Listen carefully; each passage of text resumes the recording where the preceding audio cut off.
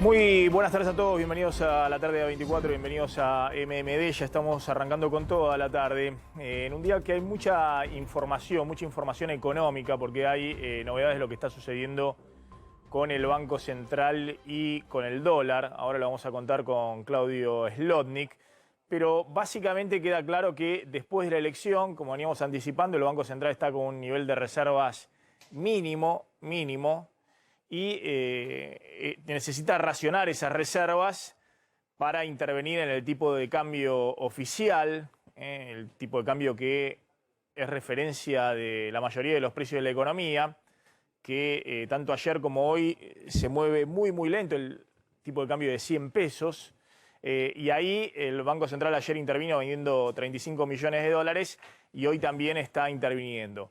Donde ha dejado de intervenir el Banco Central, justamente para dejar de gastar reservas y poder llegar ahora a la próxima meta que tiene el Banco Central, el presidente del Banco Central, Miguel Pelle, que se está macando como puede para administrar las reservas y evitar una crisis cambiaria mayor, ha dejado de intervenir en los dólares alternativos en blanco, en la brecha cambiaria. Básicamente, ahora vamos a contar, dejó de intervenir desde ayer, pero hoy muy notoriamente, en lo que se llama el dólar MEP, que es el dólar bolsa, el dólar a través del cual pueden comprar ahorristas que están en el sistema financiero y que están en pesos, y a través de un clic de home banking o una cuenta custodia, mediante una operación de compra-venta de bonos que los propios bancos le ofrecen hacer inmediatamente de una manera muy simple.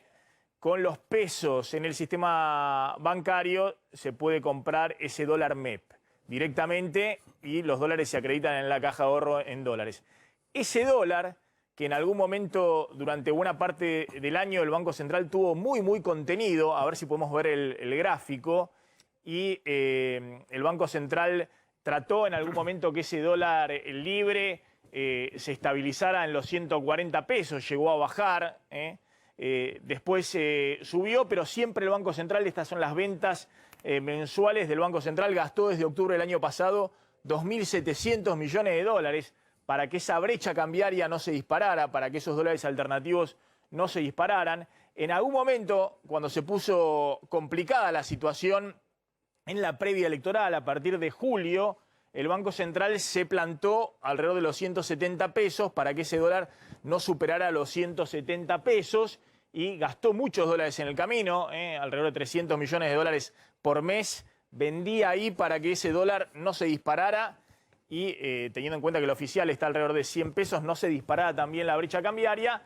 Obviamente siguió interviniendo muy fuerte a partir de la elección PASO en septiembre, en octubre, en los días previos también a la elección del domingo pasado, con fuertes intervenciones, pero ya dejándolo subir un poco porque había mucha demanda de ese dólar MEP o dólar en blanco acá, en el sistema financiero argentino, de empresas, de particulares que se querían pasar de pesos a dólares. Y lo que sucedió hoy, los últimos datos que había hasta el viernes pasado, es que ese dólar estaba alrededor de 183 pesos. Ayer estuvo un poquito más alto en 187 pesos porque, les decía, el Banco Central se retiró de la intervención ahí y hoy lo dejó volar. Hoy ese dólar llegó a tocar los 200 pesos, está rondando también los 200 pesos y el Banco Central dejó de intervenir para tratar de frenar ese dólar porque necesita ahorrar, no puede estar gastando, como venía gastando, 15, 20, algunos días 30 millones de dólares por día, interviniendo en la brecha cambiaria. Ahora la información que tenemos es que el presidente del Banco Central, Miguel Pelle, se va a concentrar básicamente en tratar de regular el dólar oficial para que ese dólar de 100 pesos no se dispare hasta diciembre, y en diciembre, si se llega a algún preacuerdo con el Fondo Monetario y con la participación de la oposición, en todo caso, ir llevándolo más rápido, acompañando la inflación. Recordemos que ese dólar oficial desde marzo viene al 1% mensual, cuando la inflación está arriba del 3% mensual.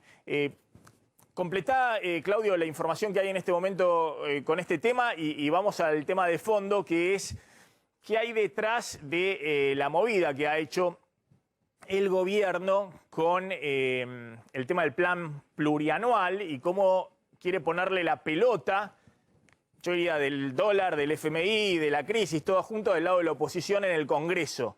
Y cómo puede salir eso a partir del anuncio del presidente de que la primera semana de diciembre se va a enviar un plan económico plurianual para después llegar a un acuerdo con el Fondo Monetario. ¿Y cuál ha sido la reacción de la oposición ante esa movida? Bueno, anoche, la última hora, la Comisión Nacional de Valores, el gobierno, impuso una nueva restricción justamente a la operatoria ahí en lo que se llama el dólar bolsa, minimizando, digamos, llevando a un mínimo la cantidad de operaciones que permite, son unos 50.000 nominales. Esto implica, digamos, digamos, las operaciones se rebajan al mínimo posible. Y el paso siguiente lo dio esta mañana cuando justamente liberó este mercado, lo que vos contabas. En este momento la cotización del dólar bolsa está en 200 pesos. Y digamos la idea es dejar es el dólar libre en blanco acá en el sistema financiero. Es un dólar que, a diferencia del dólar blue, que no se sabe si tiene poquito, mucho volumen y demás, es un dólar que mueve alrededor de 30, 40 millones de dólares diarios de operaciones.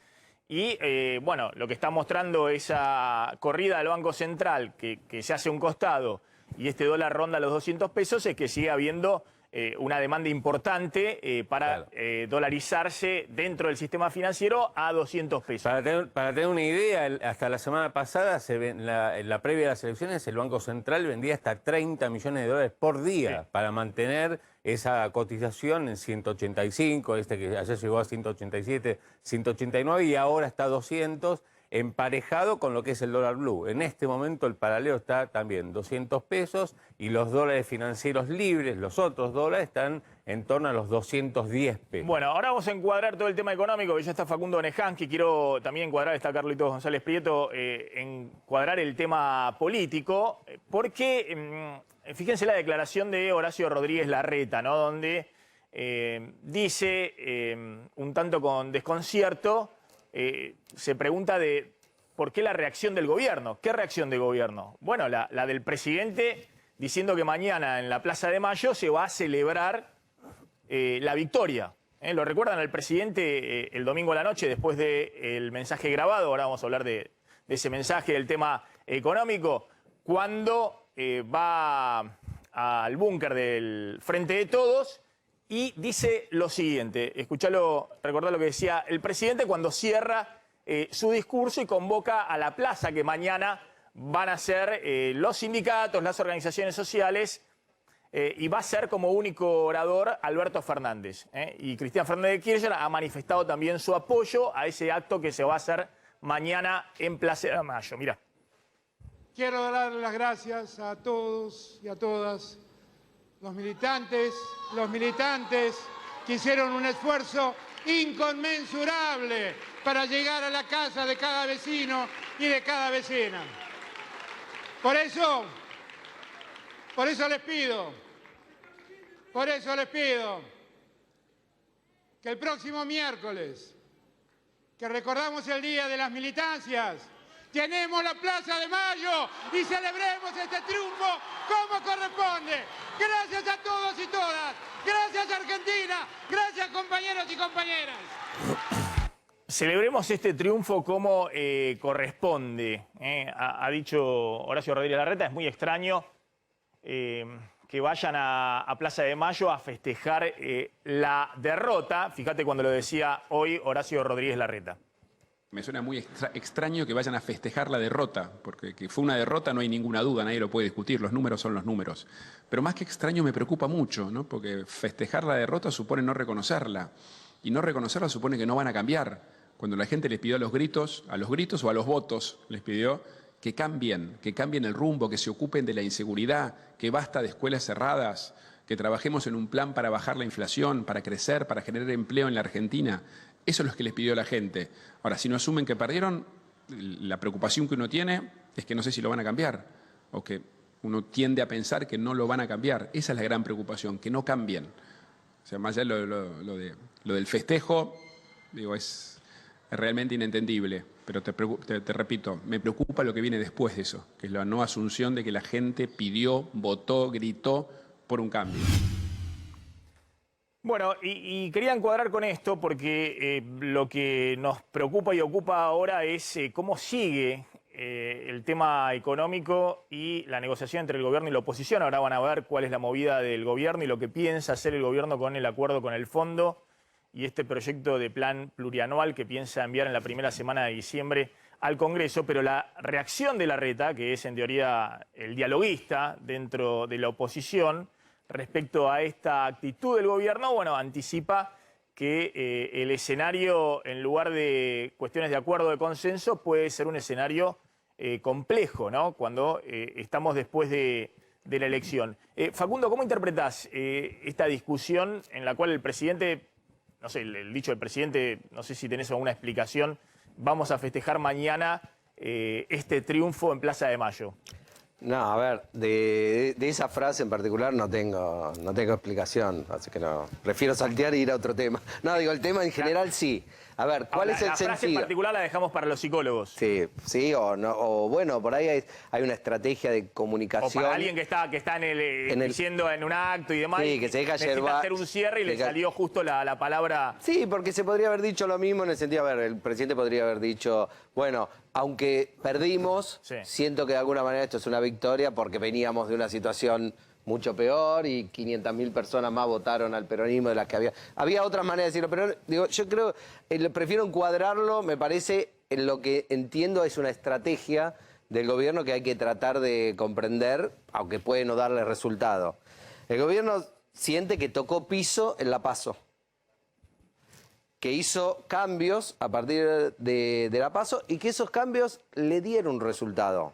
¿Ganó la elección? No, no ganó la elección. Busquemos ahí el mapa nacional que para referenciar un poco la situación. Ganar la elección no la ganó, pero también es cierto que creció en votos, un hecho inédito de una primaria a una general para el peronismo desde que existen las primarias. Es decir, eso no pasaba comúnmente. Entonces, siente por un lado que tocó piso, por otro lado siente que está desarrollando una estrategia adecuada en términos de su vinculación con sus votantes. Por supuesto, el resultado general sigue siendo muy negativo. Ahora, si lo ves en relación a las PASO, es mejor el resultado general que el de las PASO. Entonces, esa es una pata. La otra pata es fortalecer la figura presidencial, ¿sí? El presidente aparece enviando un mensaje que combina aspectos dialoguistas con aspectos duros. El mensaje del domingo a la noche. El presidente que dice, voy a dialogar, me voy a moderar, voy a proponer un acuerdo plurianual, que todos sabemos que eso es un título muy rimbombante para hablar del acuerdo con el Fondo Monetario Internacional, y voy a mandarlo al Congreso. Y además el ministro va a seguir siendo Guzmán, confirma el ministro de Economía. Sí. Todo eso, todo lo demás del mensaje, si lo que dijo, cómo lo dijo, por supuesto, criticó un poquito a la oposición. Eso forma parte del folclore de la política argentina. Y eso se corona, insisto, no quiero decir que dé resultado. Eso es, el fortalecimiento de la figura presidencial es un acto, el Día de la Militancia, que es una fecha histórica para el peronismo, el miércoles.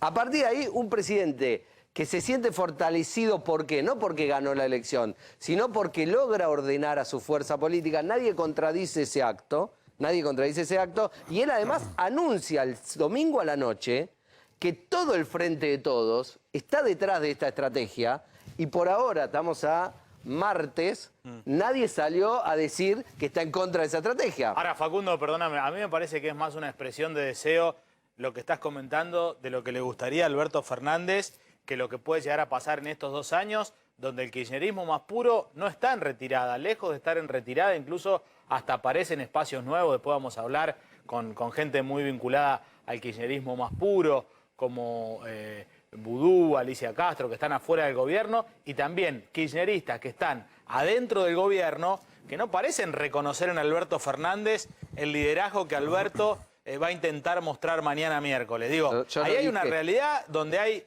algo que está roto entre 2 espacios donde les está costando muchísimo encontrar puntos de acuerdo.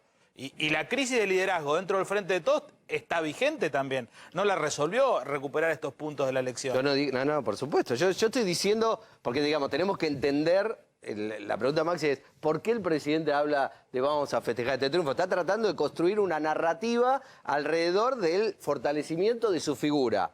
Hasta ahora, a ver, la semana pasada a esta altura teníamos ministros renunciados, teníamos al kirchnerismo más duro, como vos... No, al kirchnerismo, Sí, no duro claro, ni blando. kirchnerismo. Al kirchnerismo poniéndole un límite al presidente diciendo, si este rumbo sigue así, no participamos más de gobierno. Renunciamiento en masa de todos los ministros. Hoy estamos a martes, a la misma hora más o menos, eso todavía no pasó. Por supuesto, vos me decís, ¿puede llegar a pasar? Sí, claro que puede llegar a pasar. Yo no digo que esta estrategia vaya a dar resultado. Estoy tratando de entender qué es lo que hace el presidente. Ahora, si él habló o no habló con la presidenta el domingo antes de hacer ese anuncio, si lo tiene coordinado, si ya se conocen en todo el espacio político cuáles son las condiciones del acuerdo con el FMI y el kirchnerismo está dispuesto a aceptarlo, ya sea porque entiende que no hay otro camino, ya sea porque no quiere debilitar más al presidente, ya sea que porque crea que si le va mal a este gobierno tampoco va a tener ninguna chance en 2023. No conozco las razones, ni sé si esto es así. A ver, me gustaría encuadrar lo siguiente. El presidente, como vos decís, siente que tomó aire a partir de lo que fue el resultado, sobre todo por haber achicado un poco el margen en la provincia de Buenos Aires, donde termina ganando Juntos por el Cambio por 1,5 puntos, 1,3, no sé cómo será el recuento definitivo, termina ganando. A diferencia, digamos, en su momento Kirchner en el 2019, que pierde en la provincia de Buenos Aires por 1 puntito frente a Narváez, acá no se reconoce, se perdió por 1 puntito. Hay distintas declaraciones, Tolosa Paz y demás, que dicen casi un empate, es como si fuera un empate. Me parece que debieran recordar a Kirchner, que reconoció la derrota por 1 puntito, pero la reconoció la derrota. A diferencia del 2009, el Frente de Todos, en aquel entonces el Frente para la Victoria, había ganado a nivel nacional. Hoy no solamente pierde a nivel nacional, sino que pierde por más de 8 puntos a nivel nacional. Si esto fuera una elección presidencial, estaría muy cerca la oposición de conseguir más de 40 y los 10 puntos de diferencia para ganar en primera vuelta. Pero además, uno ve el mapa y ve que en provincias gobernadas por el oficialismo, o ganó Juntos por el Cambio, o hubo una gran paridad. Provincias, pero bien peronistas, donde es indisputado el poder. En Tucumán, por ejemplo. Y que los gobernadores de Juntos por el Cambio han consolidado su liderazgo territorial.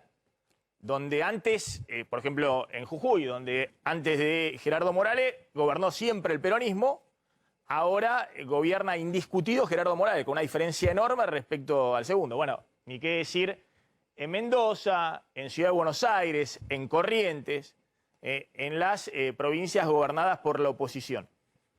Y sobre todo este número, 33-34% a nivel nacional del peronismo, o del Frente de Todos, es un piso histórico.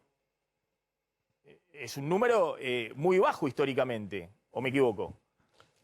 No, ¿por qué? ¿Cuánto sacó las legislativas del 2017 el kirchnerismo?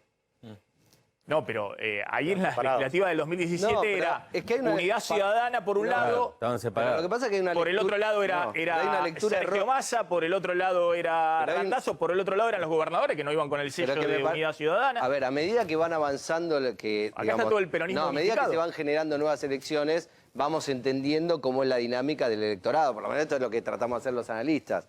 Antes se creía que el votante que rompe con el kirchnerismo en las elecciones legislativas es un votante netamente peronista que se va a una opción peronista. Bueno, está claro que eso no es así. Rompe con una lógica de gobierno. Eso lo podía vehiculizar. Sergio Massa en el 2003 era el peronismo y aliado con el PRO. Y sin embargo perdió sin embargo le ganó al peronismo. ¿Cuánto sacó? Martín Saurralde sacó en la provincia de Buenos Aires 29%. contra Sergio Massa en Está las bien, PASO. pero el voto de Massa era un voto Era peronista. Iba con Fue el los peronismo intendentes, partido, Facu. le había partido los intendentes del conurbano, A ver, Massa, trabajando con todos los intendentes del conurbano. ese voto que se identifica como voto peronista, hoy es un voto que se puede haber ido a la izquierda, se puede haber ido a Esper, puede no haber ido a votar. A ver, O sea, no es que... ¿Cuál es la Retomo- diferencia si están con Sergio, votan a Sergio Massa, votan a Randazzo o votan a Esper? ¿Cuál sería la No, diferencia? es que el título justamente, perdóname Maxi, es que por primera vez un peronismo que va todo junto saca muy pocos votos, porque en el 2017 no fue junto el peronismo, fue Massa con un montón de intendentes y dirigentes peronistas que le comió fundamentalmente al peronismo. Ese es el dato. a ver, mirando para adelante, Sí. porque esto es muy importante, porque si el gobierno cree que efectivamente está en el camino de la victoria, en general, cuando uno se cree en una posición de fortaleza, las condiciones de negociación frente al otro espacio político son distintas de cuando uno se cree en una posición de debilidad. Y obviamente el que necesita en este momento cerrar un acuerdo con el fondo y pasar en el Congreso un plan plurianual que tenga el aval del FMI es primero que nada el gobierno. Y quienes hasta ahora tienen pocos incentivos para sentarse a negociar con el gobierno y están viendo muy de cerca cuál es ese llamado al diálogo y en qué tono y en qué condiciones, están diciendo, los más moderados, porque no hay que mencionar a Macri, a Bullrich, a Milei o a Luis Juez, que va a estar en un ratito en el programa, que son mucho más duros, pero los más moderados dicen, ¿pero cómo? El gobierno llama al diálogo, pero dice que antes de que nos reunamos para el diálogo va a festejar el triunfo. Mañana en Plaza de Mayo. Ese acto de mañana, a ver si coincidís, estuvo pensado originalmente desde la semana pasada por gobernadores, intendentes y Movimiento Evita para bancar a Alberto Fernández de una eventual andanada de Cristina si el resultado de la elección era peor que en las PASO. Y generaba una ruptura de pactos con Cristina, porque Cristina podía impugnar absolutamente todo, la carta de pospaso potenciada. Así es como se había interpretado este acto. Ahora, el presidente se sube ahora a ese acto con la idea de festejar un empate en la provincia de Buenos Aires, dice él, y una victoria. No, yo no tengo por qué defender eso. No, lo que estoy Si alguien perdió lo y que dice te estoy que pidiendo, ganó, Facundo, lo que estoy pidiendo es que me ayudes a interpretar No. cómo se planta en la negociación Lo que pasa es que frente a la oposición el gobierno. yo hago la interpretación de cuál es el camino que entiendo o la estrategia que entiendo que el gobierno está desarrollando. Creo que es para negociar, tratar de ir lo más fuerte posible. Tampoco es cierto que en una negociación, que si vos reconocés que hiciste todo mal, A ver, eso se lo está pidiendo el principal líder opositor, y está bien que lo haga así. Primero que reconozca que hicieron todo mal. Eso no pasa en política. ¿Quién va a reconocer? ¿Quién va a ir a una... Yo hice todo mal, se va a pegar latigazos y va a ir a la negociación a ver qué dicen ustedes que haga. Seamos adultos. Porque el tono del discurso del presidente, el discurso grabado, era el tono donde dice, he cometido errores, llamo al diálogo, obviamente menciona que la deuda la contrajo con el gobierno anterior, pero era el tono. Ahora, insisto, después el presidente habló en el búnker, pero sobre todo están muy entusiasmados con la plaza de mañana, y después de esa plaza la pregunta es, ¿cuál es el incentivo de la oposición a sentarse a dialogar? Pero puede ser que a ver, primero, un éxito o una derrota electoral se reconoce en función del reconocimiento de los resultados, de los cargos, no por una cosa que alguien diga en un reporte, porque si no, nos quedamos en la anécdota, está bien. Digamos, es incorrecto, decir que ganó, alguien que perdió, es incorrecto, pero no hay en Argentina no hay fraude, no hay desconocimiento de resultados, digo, veamos lo importante, porque si no parece como que, porque un gobierno, hay países donde los gobiernos no reconocen los resultados. No, entonces, eso es grave. Hablando de eso. Eso es grave. Estamos hablando, no, pero no estamos hablando de eso. Estamos hablando de los códigos no escritos de la política. Los códigos no escritos de la política es llamar y felicitar al que triunfó en el territorio, decir vamos a mejorar para la próxima para que... Esos códigos en la Argentina están difíciles. Están difíciles. Está bien, la pregunta es, si esos códigos están rotos, ¿qué queda en la negociación? Pero bueno, voy a aportar información respecto a lo que va a hacer el gobierno respecto al plan plurianual que anunció el presidente. ¿Y cuál es la estrategia? A ver, el plan plurianual, a diferencia de lo que muchos creíamos y que surgía un poco de la frase del presidente, voy a enviar al Congreso un plan plurianual que surja de lo conversado y los mejores acuerdos alcanzados con el staff del FMI en la primera semana de diciembre, en principio es al revés. Y esto es lo que plantea el gobierno. ¿Qué digo al revés? Bueno, que no hay un acuerdo hasta ahora con el fondo. No es que se va a enviar una carta de intención, no es que se va a enviar lo que se acordó con el fondo. Ahora van a ver. Y el gobierno, en todo caso, está buscando el apoyo de la oposición en lo que el gobierno quiere que el fondo apruebe. Es decir, una lógica política complicada si no tenés bien afinado el mecanismo de negociación política con la oposición. Pues esto puede terminar siendo un sainete en el Congreso, digamos, donde sea una caja de resonancia de todo lo que estamos viendo, los cruces, la grieta, las miserias personales y también los intereses políticos de uno y de otro lado mirando el 2023.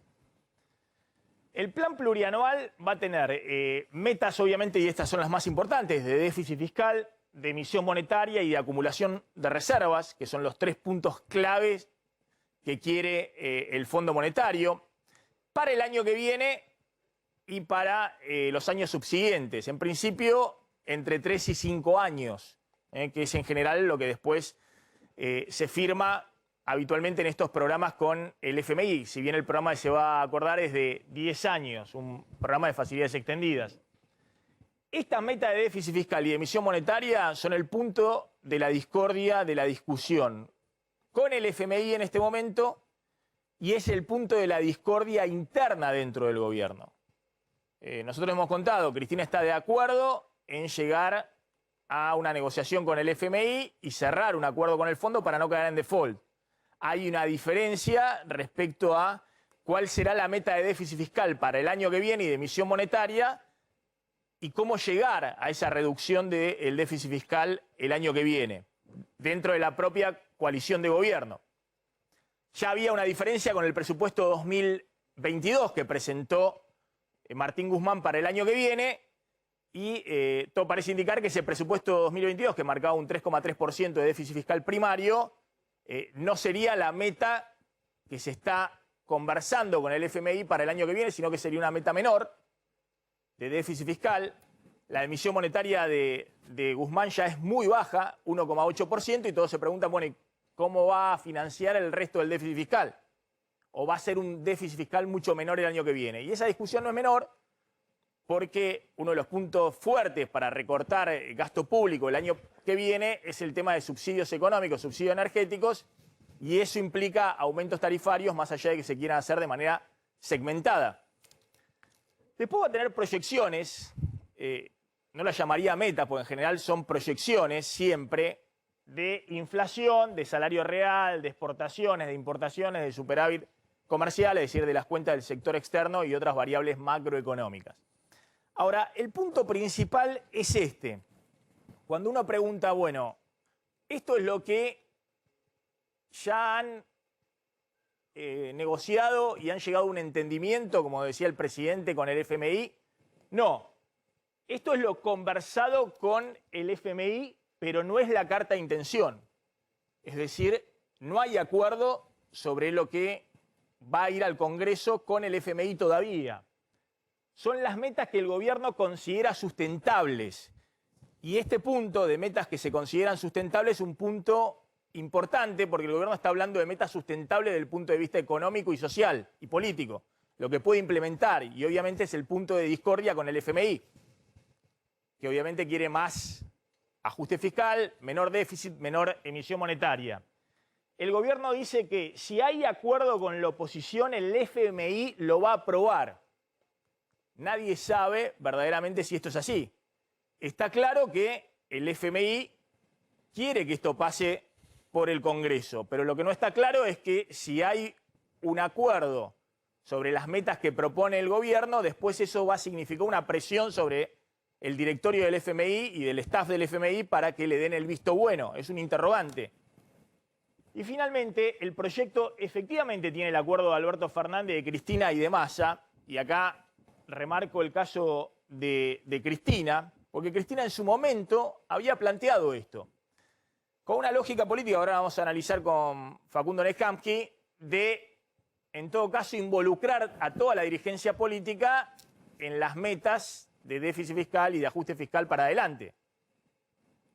¿La oposición va a tratar esto en diciembre? Es la pregunta que hacíamos respecto a si sigue la confrontación política y el gobierno no se planta desde una posición razonablemente dialoguista.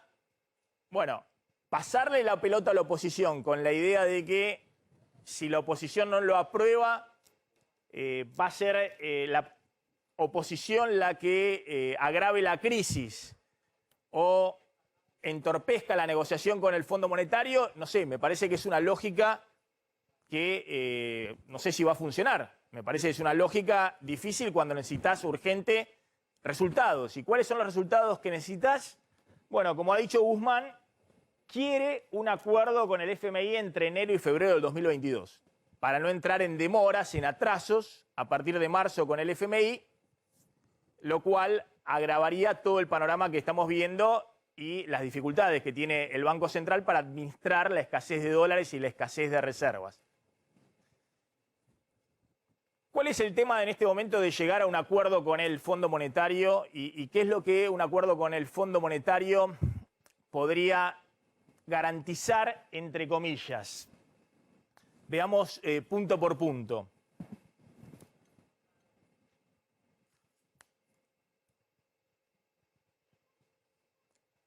Lo que podría el Fondo Monetario garantizar es cierta estabilidad cambiaria a partir del año próximo, aunque obviamente uno puede decir condición necesaria y no suficiente. Fíjense lo que ha pasado este año, donde el Banco Central ha tenido muchas dificultades para poder estabilizar todo, el dólar oficial, la brecha cambiaria, todo, cuando ha sido un año en que han ingresado una cantidad de dólares excepcionales a la Argentina.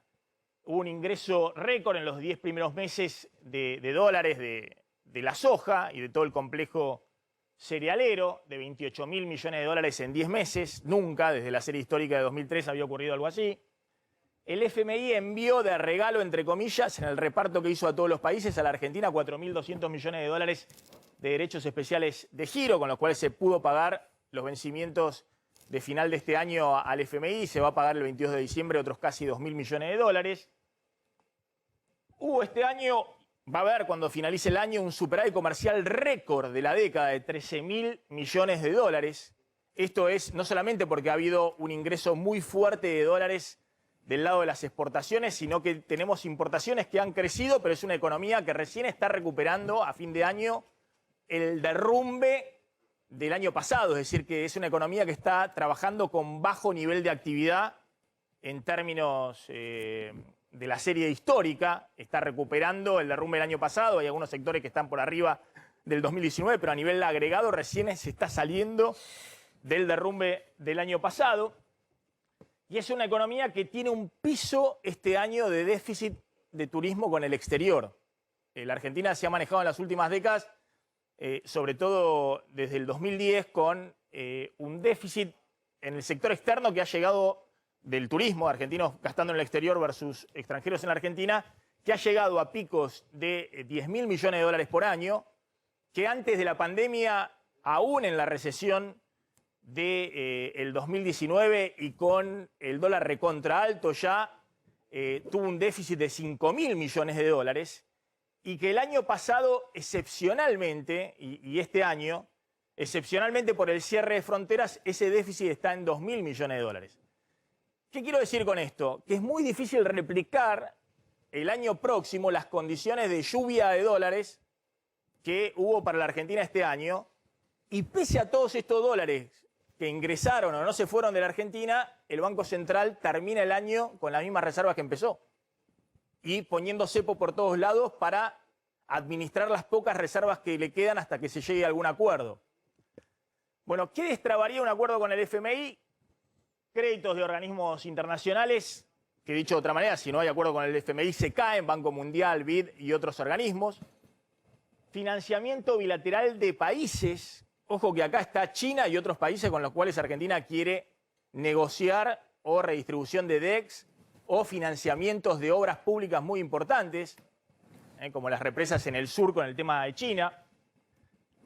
La devolución de 4.000, 5.000 millones de dólares del FMI el año próximo de lo que se le pagó este año con los DEX.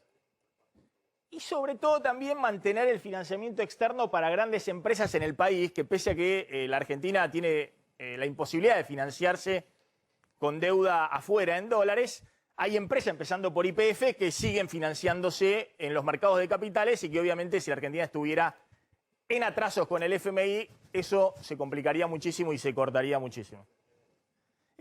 Una reflexión política respecto a esto que hablábamos, ¿no? Estamos contando los pros y contras de la estrategia del oficialismo, donde tiene que entrar en un sendero muy, muy estrecho, en una negociación en la cual le va a pasar la pelota de gran parte del manejo de la política económica en los próximos 2 meses a la oposición en el Congreso.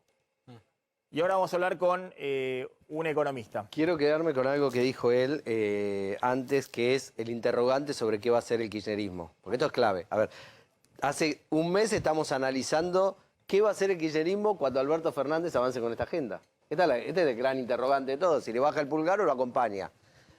Entonces, la oposición, yo escuché permanentemente ese reclamo, que primero, antes de venir a hablar con nosotros, muestren un frente unificado. Vos estás acá adelantando, con información supongo verificada, que hay un cierto acuerdo al interior del bloque oficialista. Con información exclusiva, ahí estamos poniendo así, bueno, también en los graphs, que lo que plantea respecto a cuál es la estrategia del plan plurianual, tiene el consenso, como dijo el presidente, efectivamente, de Cristina Fernández de Kirchner. Y hasta ahora no hemos visto ninguna voz pública que contradiga. Digo, ninguna voz pública, me refiero a Cristina Kirchner o, no sé, un Guado de Pedro. No, pero lo que estoy diciendo es al revés. Estoy diciendo que es una movida política. Es una movida política. Muy arriesgada también, porque en vez de cerrar el acuerdo con el fondo, previamente estás enviando este plan y le estás pasando la pelota a la oposición para después ir al fondo. Ojo que puede existir la posibilidad, Maxi, Facundo, que el consenso no sea con la oposición de Juntos por el Cambio, sino que junten los votos con los partidos provinciales. No. Acá estamos hablando. Pero Juntos por el Cambio sacó un comunicado diciendo, primero pónganse de acuerdo, lo que decía Facundo. ¿Y vos crees que va a acompañar este plan cuando hablas con los representantes? Yo creo que no. Ahora lo vamos a discutir un poquito. A ver, el gobierno pasa a la ofensiva. Después Juntos por el Cambio puede no aceptarlo. Yo creo que Juntos por el Cambio tiene otro problema que ahora lo podemos analizar, que es, digamos, las tensiones por el liderazgo del espacio opositor. Ahí hay quienes son quizás más proclives al acuerdo, quizás quienes son más halcones. Pero el gobierno pasa a la ofensiva y dice, bueno, pongámonos de acuerdo. No está tampoco tan mal el concepto, digamos, el reclamo del fondo, ¿cuál es? Si un gobierno perdió las elecciones legislativas por la diferencia que perdió, y hay otra fuerza opositora que se muestra amalgamada, que casi gana, que en un escenario así casi podría ganar en primera vuelta, le dice, bueno, vení con acuerdo de ellos a firmar acá, no venga vos solo, ¿no? Entonces la pregunta es, ahora la oposición, ¿qué va a decir? Digamos, si Alberto Fernández le dice un escenario, sí, ya está, te la traje a Cristina, te lo traje a Massa, te lo traje... No, y te lo planteo de otro término, pero después lo vamos a hablar con algunos referentes también de la oposición.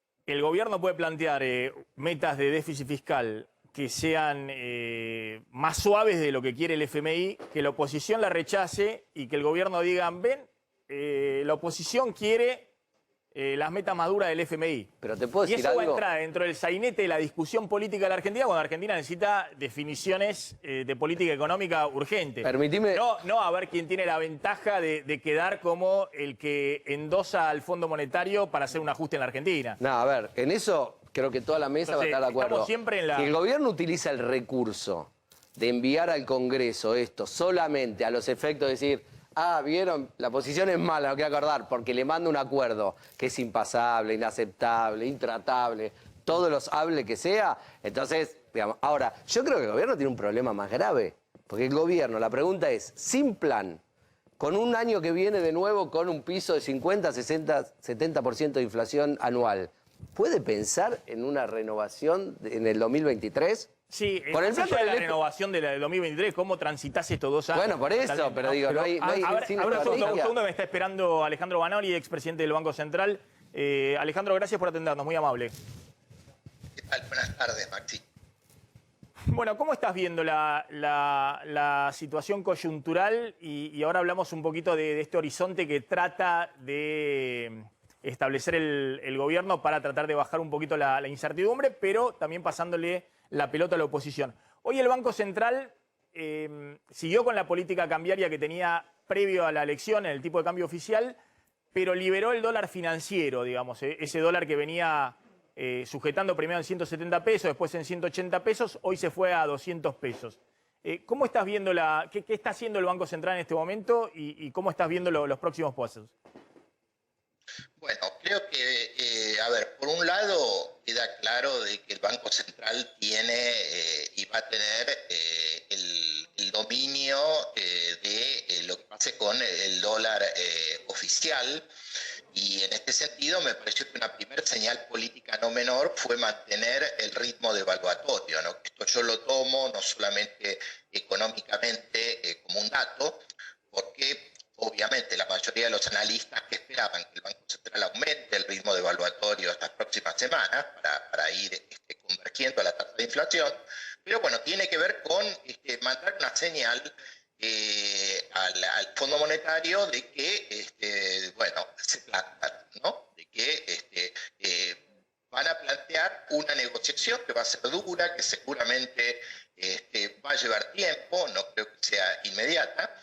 Y por otro lado, bueno, creo que se están economizando de alguna manera recursos en lo que son los dólares implícitos, en el MEP o en el contado con liquidación.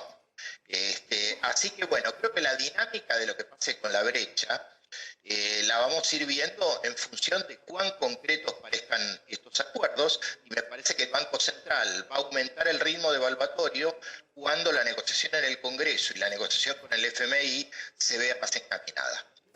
¿Vos estás entre los que creen que un acuerdo con el fondo es condición necesaria, no suficiente, pero condición necesaria para tratar de estabilizar la situación? ¿O crees que se podría pasar de largo, digamos, estabilizar la situación económico-financiera sin un acuerdo con el fondo? Yo creo que sería muy difícil estabilizar la situación sin el Fondo Monetario, ¿no? Creo que sería resignarse a un crecimiento muy bajo, a que la restricción externa siga imperando, ¿no? Así que creo que sería importante, ¿no? Para el país, para el gobierno, para todos, que haya un acuerdo con el fondo que sea razonable, ¿no? Y en este sentido, bueno, creo que ahí la cuestión pasa por los detalles, ¿no? O sea, el ritmo de convergencia, creo que esto es clave, y creo que esto acá es donde vos lo marcabas, donde todavía no hay acuerdo. Y un tema no menor, que me parece que va a ser muy importante de ver por su implicancia económica, por su implicancia política, es cómo se llega a ese número.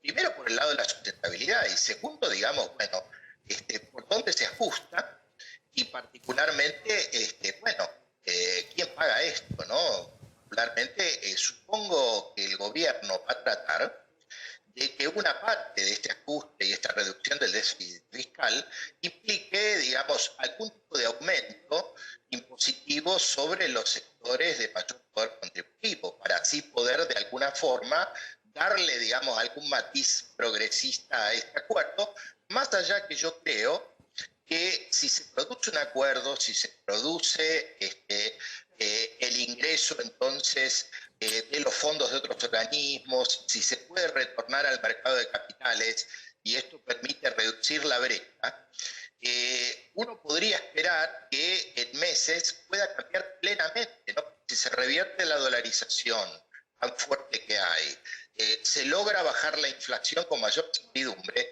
el escenario macroeconómico le permitiría una recuperación al gobierno. Y creo que acá entra el juego de las mezquindades que vos mencionabas, en el sentido de cuáles son los incentivos.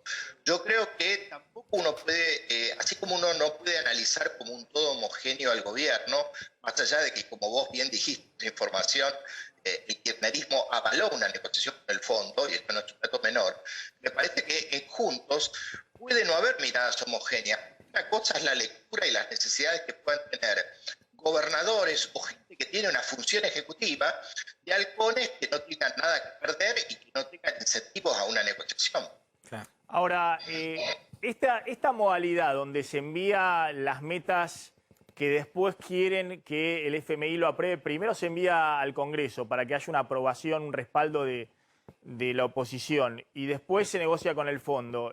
Digamos que es inédito, digamos, ¿no? No es tradicionalmente lo que se ha hecho. ¿Vos lo ves viable? Porque acá el gran riesgo que hay es que esto se enfrasque en la discusión en el Congreso y acá estamos hablando mucho de las expectativas, de que hay que trazar un horizonte, hay que dar certidumbre, pero para eso la principal responsabilidad siempre es del gobierno, ¿no? Del que está en el Poder Ejecutivo. No, así es. De nuevo, ¿no? Yo creo que para el Fondo Monetario es mucho mejor si la oposición en su conjunto, refiriendo a el cambio, digamos, acompaña este programa. Pero creo que no hay que desdeñar lo que decía alguien en la mesa, no, de ver, está conectando, que el gobierno podría construir una mayoría para llegar a un acuerdo con el conjunto de fuerzas provinciales que no están alineadas ni con el oficialismo ni la oposición en bloque, ¿no? Yo creo que hay que ver, todavía tenemos mucho que ver, básicamente, yo te diría, en primer lugar, cuáles son estas proyecciones plurianuales. En segundo lugar, cómo se van a cerrar. ¿Cuánto es con reducción de subsidios? ¿Cuánto es con nuevos impuestos? ¿Sí se van a bajar impuestos? Probablemente sea lo que pidan algunos sectores.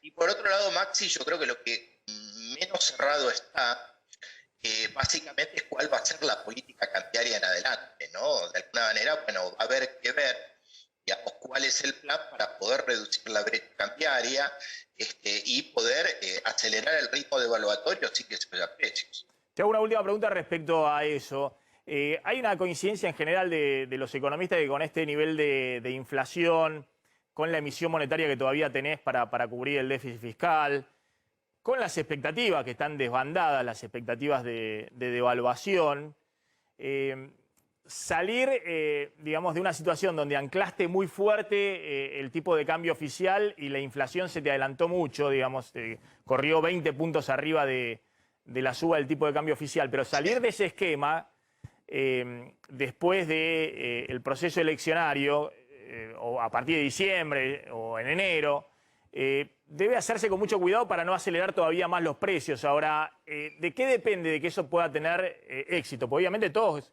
los gobiernos quieren no devaluar, ¿no? Quieren no producir un salto cambiario que te acelere la inflación, te adelante los precios respecto a la jubilación, los planes sociales, los salarios y te sumerja nuevamente en una caída del consumo. Pero ¿de qué depende de que eso pueda ser exitoso o no? Yo diría que en el interín, mientras no se vea que está más cerrado el acuerdo político interno, el acuerdo con la oposición y la negociación con el fondo, cualquier intento de aumentar el tipo de cambio oficial va a generar lo que los economistas llaman pass-through, que es prácticamente que la devaluación adicional se vaya a precios. Si en cambio, digamos, esa aceleración que haga el Banco Central en algún momento del verano se hace en ese contexto político con otras perspectivas, bueno, y hay otra cosa fundamental, ¿no? También para añadir, ¿cómo podés pasar del congelamiento a una especie de acuerdo, ¿no? Esto seguramente va a necesitar también de un acuerdo, ¿no? Que verdaderamente haya un acuerdo económico y social que le dé sustento, ¿no? Para evitar una puja distributiva que alimentaría la inflación. Entonces creo que con un plan, si verdaderamente es sólidamente concebido y tiene el apoyo político, podemos pensar en que el año que viene puede haber una luz y un sendero de caída de la inflación y de reducción de la brecha. Se puede hacer, pero eso requiere acuerdos políticos y una gestión técnica muy finita, Maxi. Alejandro Banoli, gracias, muy amable como siempre. Ahí está Alejandro Banoli, expresidente del Banco Central. Ya está Nicolás del Caño. ¿Cómo está? Gracias por venir, No, por favor. Diputado Nicolás del Caño, ayer estuvo José Luis Espera. Ahora vamos a hablar un poquito, están peleando ahí. Banca a banca, ¿no? Con Espert y Nicolás del Caño en el frente de izquierda. Ahora vamos a hablar un poquito de qué pasó en la provincia de Buenos Aires y cuál es la interpretación que hacen ustedes respecto a la elección. Contame, Carlos, porque después va a estar también Martín Tetaz, contame el tema este de las diferencias que hay también en Juntos por el Cambio respecto a la interpretación de la elección. Sí, hubo tensiones incluso cuando se iban a subir al escenario para los festejos el domingo y tiene que ver esto con distintos espacios dentro de Juntos por el Cambio. Por un lado, los radicales en el interior que han hecho una gran elección. Ahí está Morales, como lo comentabas, en Jujuy. Está el gobernador de Mendoza, Gustavo Valdés. Está Suárez, Gustavo Valdés, el gobernador de Corrientes. Está Suárez de Mendoza, donde incluso les costó que los dejen subir al escenario.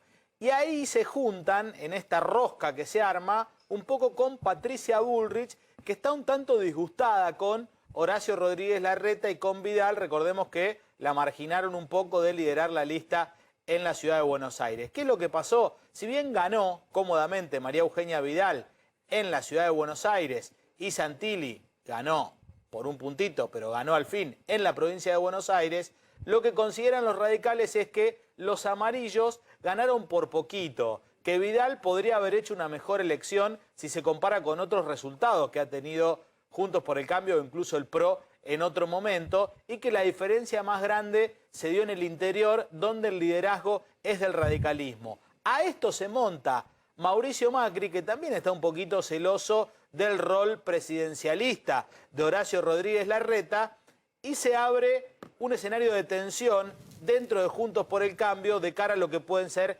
estos 2 años, donde va a tener que surgir en algún momento la figura de un presidenciable. Hoy Rodríguez Larreta, pero un poquito más desempoderado, si querés, del perfil que tenía antes de la elección del domingo, donde los radicales ahora quieren ser más protagonistas, Maxi. Ahora voy a preguntar a Facundo Nejansky, pues no solamente el radicalismo, sino que el ala dura de Macri y de Bullrich decían, bueno, Larreta decía que pasaba el 50% en la ciudad y que se ampliaba la distancia de los 4 puntos con el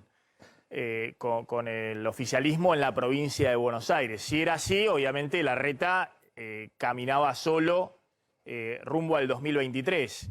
Desde el macrismo duro, Macri, Bullrich y demás, he visto que hay mucha movida en las redes sociales con esa idea. Está la idea de que el achicamiento de las diferencias se dio porque es culpa de Larreta.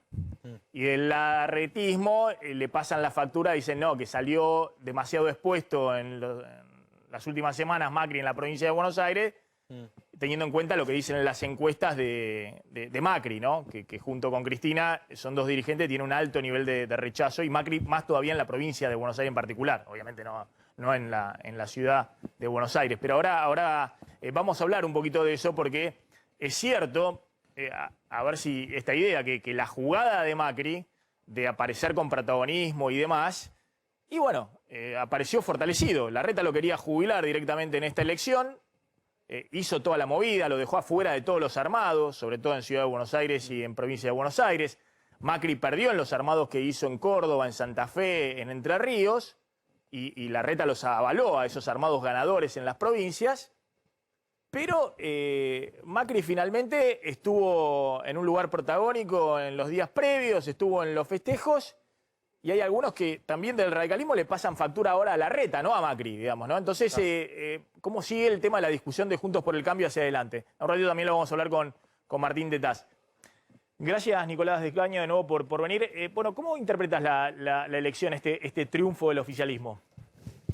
Bueno, en realidad... Te digo irónicamente, este triunfo del oficialismo, ¿vos considerás como... En realidad, bueno... El presidente, pues digo, el presidente mañana va a festejar el triunfo en Plaza de Mayo, pero vos ¿cómo interpretás? Por ahí vos a ver, los números son bastante claros, ¿no? Sí. Es decir, a nivel nacional se reafirmó la derrota del gobierno. En la provincia de Buenos Aires se achicó la diferencia, esos son los datos que están a la vista. Ahora, después están las interpretaciones, ¿no? Algunos dicen, bueno, en el búnker de Juntos no había un buen clima, quizás también por todas estas tensiones que atraviesan a la coalición macrista, digamos, de hace bastante tiempo.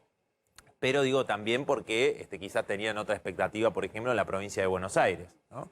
Son las lecturas que se hacen. El gobierno, dentro de lo que había sucedido en las PASO, con una derrota mayor en la provincia de Buenos Aires y en algunas provincias que pudo remontar, ¿no? Revertir el resultado, bueno, quizás es un atenuante frente a lo que había sucedido en las PASO. Ahora, bueno, Alberto Fernández define el triunfo, bueno, ya corre por su cuenta.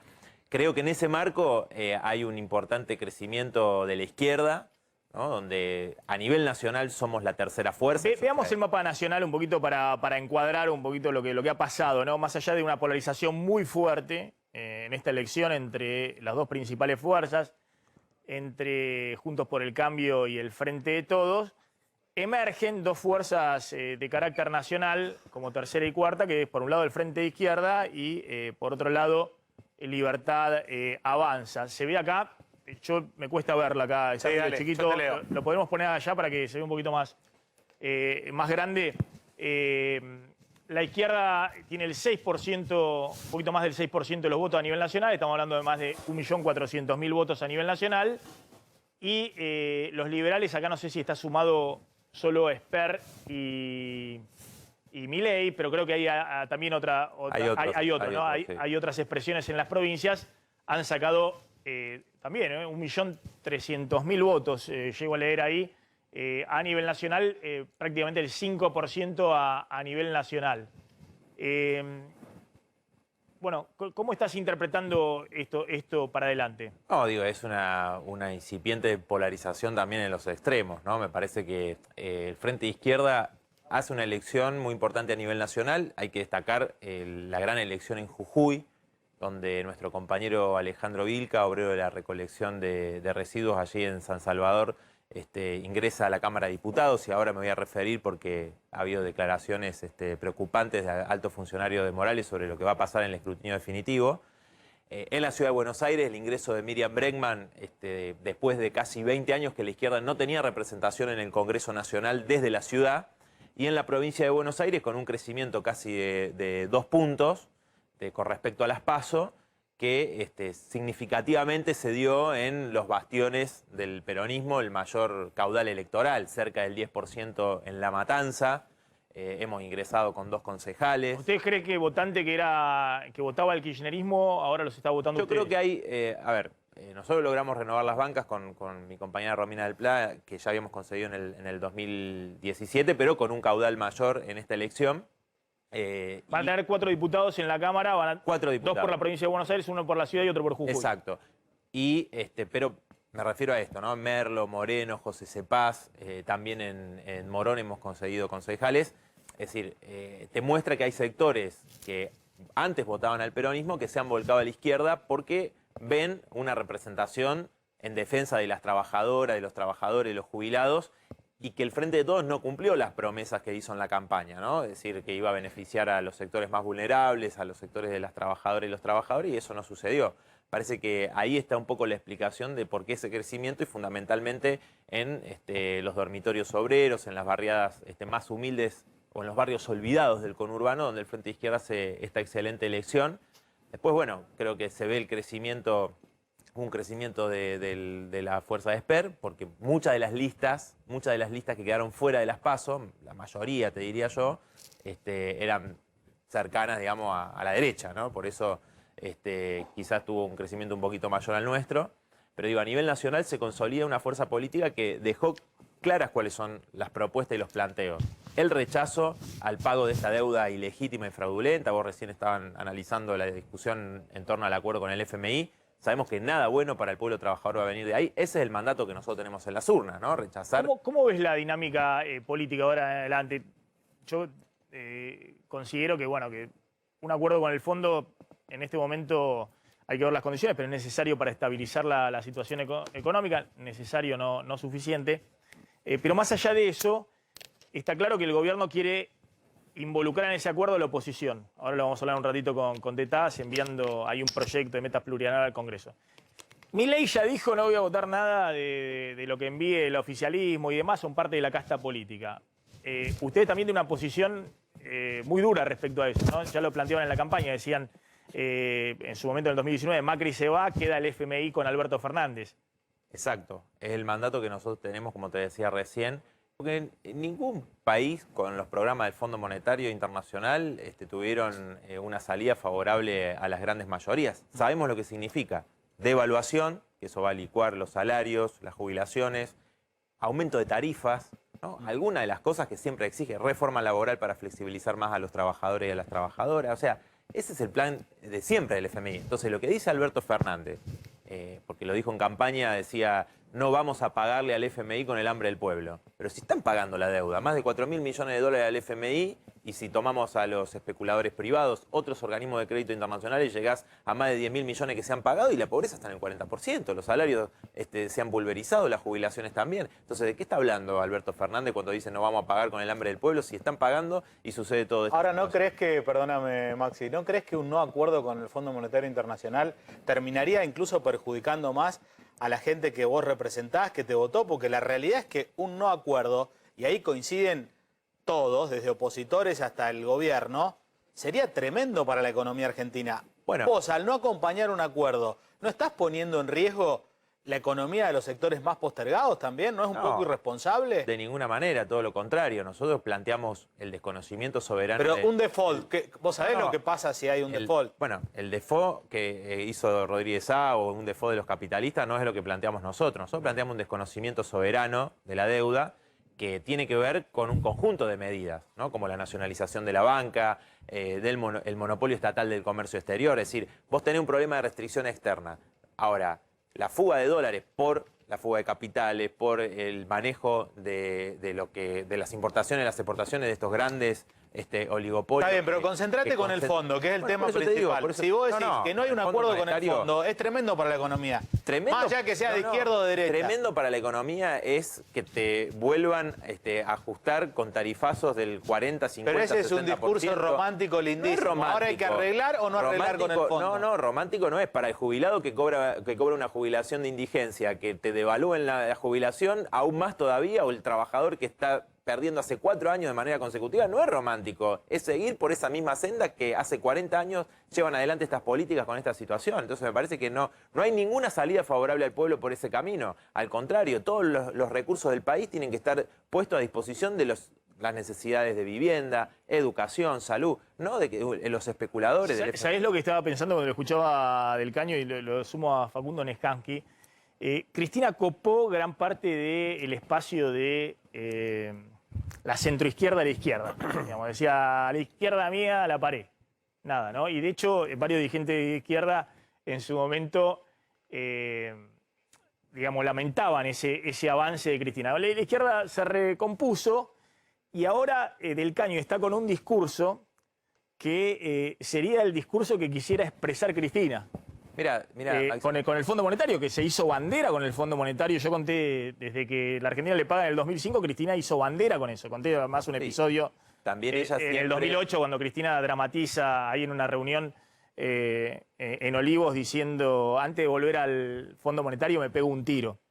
No, también Maxi, hay una cuestión de un capital político que empieza a jugarse a la izquierda del centro para la izquierda, que bueno, hay que ver cómo sale todo esto, pero ahí arriesga el oficialismo, ¿no? Es que el planteo de que, no hay a ver, el planteo que dice no vamos a pagar la deuda con el hambre del pueblo es falso, digamos, ¿no? Eso es demagógico. Y Cristina Kirchner siempre reivindicó haber sido pagadora serial de la deuda, digo, eso lo dijo Cristina Kirchner. El kirchnerismo plantea la autonomía del Fondo Monetario Internacional no para, digamos, cuestionar las bases del sistema capitalista ni para dejar de pagar las deudas con el organismo internacional, sino para tener autonomía para definir políticas. Eso es en términos discursivos. Me parece que lo que pasa ahora es que al no tener el kirchnerismo desde la asunción del gobierno de Alberto políticas expansivas de consumo, entonces crecen las opciones por izquierda, así como de alguna manera la salida veloz de Macri del poder o de Cambiemos del poder después de 4 años, permite también el crecimiento de fuerzas por derecha, ¿no? De alguna manera, la polarización no es que deja de existir, No, pero pierde digo, el fuerza. discurso del Gaño, más allá del repudio de la deuda, todas esas cosas, el discurso diciendo, mirá, van a ajustar la tarifa de servicios públicos, el los plan- jubilados... a ver, el empieza a plan enumerar. plurianual. Si no le sale bien lo del FMI, se estabiliza la economía y demás, bueno, está claro que en todo eso la izquierda va a tener un planteo, sobre todo en ese electorado, mucho más fuerte del que tiene hoy. No, y te digo más, el plan plurianual que estarían presentando es lo que pide el Fondo Monetario Internacional. O sea, acá de qué autonomía y de qué soberanía hablan. Si es lo que pide el Fondo Monetario Internacional, que después viene y te hace todos los controles trimestrales. Pero es peor Entonces, no arreglar. yo creo- por eso, No podés no arreglar. termino diciendo una cosa importante. Acá nosotros la convocatoria que hacemos es a todas las organizaciones de trabajadoras, de trabajadores, tanto los sindicatos que dicen rechazar esto, porque inclusive hay sectores afines al oficialismo de dirigentes sindicales que dicen rechazar cualquier ajuste con el Fondo Monetario, como también a las organizaciones sociales, desocupados, etcétera, hacer un gran plan de lucha para enfrentar esta política de ajuste y este pacto. en un ratito vamos a hablar con esa convocatoria Martín. a todos los sectores. En un que lo ratito vamos a hablar rechazan. con Martín Tetaz, que ya está sentado ahí, a ver si lo podemos mostrar. Maxi, una cosa que creo interesante que dijo Nicolás, que le planteabas vos. No tengas dudas que si el gobierno va todo detrás, todo junto, de un acuerdo con el Fondo Monetario, pega de alguna manera en las bases electorales del kirchnerismo. Ahora, después se verá cuál es el impacto y si Escúchame. hubiera sido mejor o peor Y las bancas, acordar o no acordar. y las bancas de la izquierda van a cumplir un papel en la organización y en la lucha para enfrentar estos planes que obviamente van a significar más ajuste contra el pueblo. Mira, trabajador. después de si hacen un acuerdo con el fondo y lo aprueban con los partidos mayoritarios y demás, y no sale bien los próximos 2 años, o terminamos en el frente de izquierda o terminamos con Milei. Maxi, una con última esto del cosa otro lado. que te decía por Jujuy. Sí. Hemos escuchado declaraciones de Bernis, que es el jefe de la bancada radical de Jujuy, de la Cámara de Diputados, decir que puede modificarse el resultado en el escrutinio definitivo, planteando que había votos de las PASO, ¿no? Boletas de las PASO, del radicalismo, cosa que es falso, había del Frente de Izquierda, para hacer trampa, colocaron boletas que hay muchos votos nulos, ¿no? Eso significaría abrir todas las urnas. Bueno, nosotros queremos que se respete la voluntad popular. Hay antecedentes de fraude que nos han hecho en Jujuy, digo, porque hay un régimen que está Morales y está el peronismo de Rivarola, y además una justicia dicta, que han hecho fraude sistemáticamente. Hay un diputado del Frente de Izquierda, Gastón Remy, que no puede asumir su banca porque cumpliendo la rotación de nuestras bancas, que lo hacemos en todos lados, nunca tuvimos problemas, salvo en Jujuy en este caso, ¿no? Donde mi compañero no pudo asumir porque la legislatura se pusieron de acuerdo, peronistas y radicales, para que no asuma. Entonces, estamos frente a maniobras,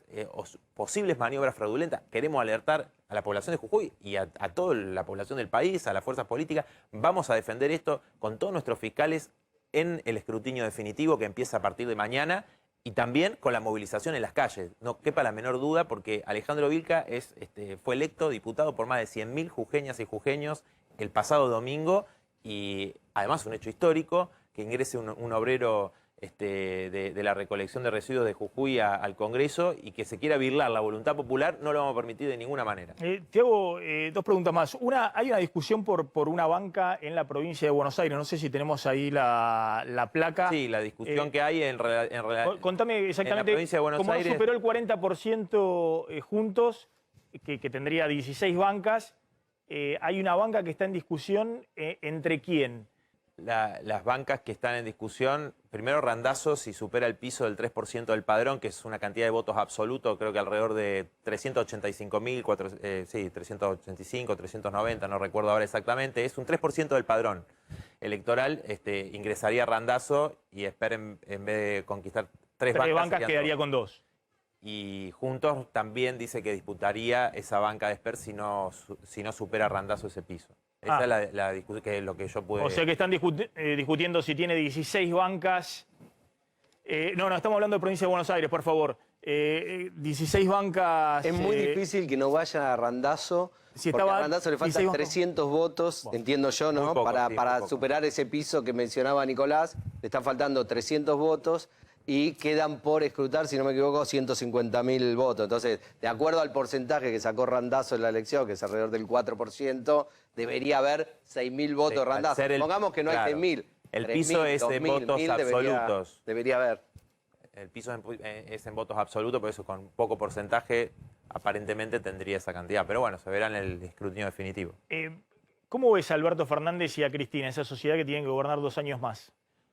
Bueno, mirá, yo veo que tiene fuertes tensiones, ¿no? Por lo que vos mencionabas antes. Por un lado, el mensaje de Alberto Fernández después de la elección fue para los mercados, para el FMI, diciendo vamos a mandar este plan plurianual, la sustentabilidad de la deuda. Y por otro lado, Cristina Kirchner, creo, tratando de no apartarse, sino quizás no estar en el centro, digamos, de la escena, pero sí con acuerdo, creo yo, con el pago al Fondo Monetario Internacional, tratando de quizás poner alguna condición que no hace a lo esencial de lo que significa un plan como el que está exigiendo el Fondo Monetario, que va a ser de un brutal ajuste. Creo que en ese punto, hasta ahora, han mostrado una coincidencia en las propias declaraciones de Cristina Kirchner, ¿no? Nicolás del Caño, gracias.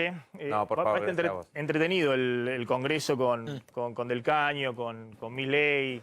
Nosotros vamos a llevar con expertos, muchas la gente iniciativas de y Juntos por el denuncias al Cambio. Congreso y obviamente en la calle va a ser fundamental. Gracias. Ya vamos a estar hablando con Martín Tetaz. Contame qué está pasando con el precio de la carne. Atención a lo que ocurrió hoy en Liniers. Se dispararon los precios. Ya nos había anticipado Schiaretti de los frigoríficos la semana pasada que esto se venía y decía que se iba a trasladar al mostrador inexorablemente. Mira, hoy hubo incrementos de 10%, incluso un poco más, por lo menos en las categorías que más se comercializan, novillito, novillo, en el mercado de Liniers, pero lo cierto es que en la última semana se vieron incrementos muy fuertes en los precios ahí del kilo vivo de Liniers, que inevitablemente después se va a trasladar tarde o temprano, más temprano que tarde en realidad, a las carnicerías. Fíjate, en novillos hoy el precio pactado fue 240 pesos. En la última semana, desde el martes pasado hasta hoy, casi 19% de incremento. En el novillito, son todas las categorías que uno compra en el supermercado, en las carnicerías, 245 pesos, aumento última semana, 18,3%. Y en el novillito de menos de 390 kilos, 250 pesos, aumento del 17,9%. Y lo que te digo, que esto en pocos días va a estar primero digamos, como incremento en los frigoríficos y de ahí a las carnicerías y a los supermercados.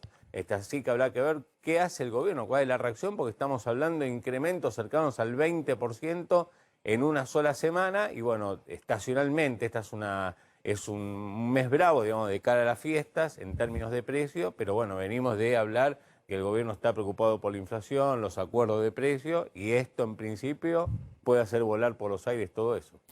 Me envía una historia de Instagram nuestro amigo Luis Novarecio, que está entrenando en el gimnasio. A esta hora siempre entrena, está impecable. Yo debiera seguir su consejo y siempre ve el programa y me envía con la foto del programa atrás, ¿no? En la pantalla. Dice que lo que están ahí en el gimnasio le dicen apagar esa televisión y demás, y él está corriendo en la cinta. Después le voy a mostrar, muy divertida la foto. Martín, gracias por venir. Bueno, Maxi, gracias, no, al contrario. Bueno, empecemos ahora. Dijiste varias cosas fuertes. Vos venís del radicalismo, ayer estuvo acá Lustó, están los radicales picantes, ¿no? Siempre los radicales, viste, que eran más suavecitos, ¿no? Bueno, más... Estamos dulces, estamos dulces. Están dulces. Bueno, esta frase de Macri, ¿no? Que dijo, empezó la transición el domingo y salió Larreta a decirle acá no hay ninguna transición. Estamos demasiado en sommelier del discurso, ¿no? De analizar cada palabra. Yo creo que es una expresión general. O sea, hay un tiempo de cambio en Argentina, claramente. El resultado de la elección, vos pensás que fue la peor elección del peronismo de su historia. La peor elección del peronismo de su historia. Inclusive en la provincia de Buenos Aires, también. Cuando sumás todos los votos del peronismo, algunos dicen, no, en 2009. Bueno, pero en 2009 iban separados. Cuando sumás los votos de Massa, cuando vos sumás los votos del peronismo, es la peor elección de la historia. Eso preanuncia un cambio hacia el 2023. Y por lo tanto nosotros empezamos a trabajar en la construcción de ese proyecto alternativo para el 2023. Si vos a eso lo querés llamar transición, lo querés llamar segundo tiempo, lo querés llamar entretiempo, lo querés llamar, digamos, ya está, tampoco No, pero vamos a ¿sabes por qué hacer... te lo preguntaba? Porque yo decís, bueno, acá se inició la transición y demás, te involucrás en la gestión de los próximos 2 años, porque en general una transición, lo que se dice, ¿viste? En cambio, si acá no hay ninguna transición, está diciendo, bueno... Es que en parte, por supuesto, va a ser así, porque el poder político va a girar desde el Ejecutivo hacia el Congreso, al haber perdido la mayoría automática en el Senado, que era el objetivo que teníamos en la elección, el kirchnerismo. Ahora la posibilidad de gobernar por decreto se va a limitar un poco. Fíjate que hay un apuro de aprobar varios de los decretos del presidente en la comisión bicameral antes de que se produzca el cambio de legisladores, porque saben que después va a ser bastante más difícil. Entonces, eso implica que a partir de ahora el gobierno va a tener que negociar con la oposición cualquier medida en los próximos 2 años. Y está bien, en cierto sentido, porque nosotros somos los primeros interesados en que esto le vaya bien a la Argentina, porque somos argentinos, porque vivimos en el mismo país y porque a partir de 2023, con mucha probabilidad, vamos a estar gobernando nosotros. ¿Cómo ves esto del plan plurianual? No sé si viste el programa al principio, te lo resumo, yo adelanté acá algo que no terminaba de quedar claro, ¿no? Dijimos acá que el gobierno envía metas de déficit fiscal, de emisión monetaria, acumulación de reservas, después las proyecciones macro típicas que hay en todo presupuesto, de manera plurianual, 3-5 años. Pero dicen, es algo que venimos conversando con el fondo, pero no es un acuerdo con el fondo. No hay una carta de intención que se va a enviar a la primera semana de diciembre. Es lo que nosotros consideramos sustentable. Y ahí empezamos con la cosa de, bueno, sustentable como política y socialmente. Y queremos el aval de la oposición porque después con el aval de la oposición el fondo lo va a tener que aprobar. ¿Entendés la lógica? Sí. Pasa la pelota a la oposición en una postura que hoy no está acordada con el fondo, con la idea de que después gobierno y oposición van a tener más fuerza para imponer esas metas con el FMI. Nosotros, por supuesto, creemos que el gobierno tiene que ir a buscar ese acuerdo con el Fondo Monetario. El que gobierna es el peronismo en este momento, tiene que ir el peronismo a buscarlo. Y nosotros ese acuerdo, si es un acuerdo razonable y que le conveniente para la Argentina, por supuesto lo vamos a acompañar responsablemente. Lo que pasa es que a mí, Maxi, esto de las metas plurianuales, vamos, hace 15 días todavía estaban discutiendo el presupuesto, todavía lo estamos discutiendo, al presupuesto del año que viene, no hablemos plurianual, porque mandaron un proyecto de presupuesto el 16 de septiembre al Congreso y el 17 llegó la carta de Cristina que dijo que ese presupuesto no iba. Entonces... más concretamente, porque yo también te puedo armar... Pero ¿entendés la lógica que involucra, en todo caso, a la dirigencia política? Claro, no es que tienen cerrado con el fondo, uno habla con otras personas que tienen acceso a los negociadores del fondo y dicen, miren, por ahora está todo muy verde, nosotros no tenemos nada cerrado con el gobierno. El gobierno nunca ha querido trazar un plan, nunca ha querido balizar el sendero porque piensa que tiene que recorrer la Argentina en los próximos 5 años, o 10 si está planeando en un acuerdo de 10 años. No lo ha planteado, entonces es muy difícil discutir en el aire, discutir sobre hipótesis. El punto que hago es, inclusive aunque aparezca un Excel, digamos, yo en el Excel puedo poner cualquier cosa. La pregunta del millón es, supone que vos comprometés un déficit fiscal de 2% para el año que viene, y no es 2%. Cuando estás llegando a fin de año que viene te da 2,5, 3. ¿Qué vas a hacer? Eso también tiene que estar escrito. El gobierno tiene que comprometerse, si quiere el apoyo de la oposición, a decir cuáles van a ser los pasos. Por ejemplo, buena parte del ajuste brutal lo hizo el gobierno sobre las jubilaciones. Las jubilaciones están corriendo 10 puntos por atrás de la inflación en Argentina. Es brutal el ajuste. Pocas veces los salarios del sector público están corriendo 13 puntos por detrás de la inflación. Jubilaciones y salarios fueron los dos grandes sectores que ajustaron. Al mismo tiempo, los subsidios crecen en porcentaje de 3 cifras, de manera exponencial. Va a estar explicitado en esa ruta plurianual cuál va a ser el sendero de las jubilaciones, cuál va a ser el sendero de los salarios públicos, cuál va a ser el sendero de los subsidios y el de las tarifas, consecuentemente.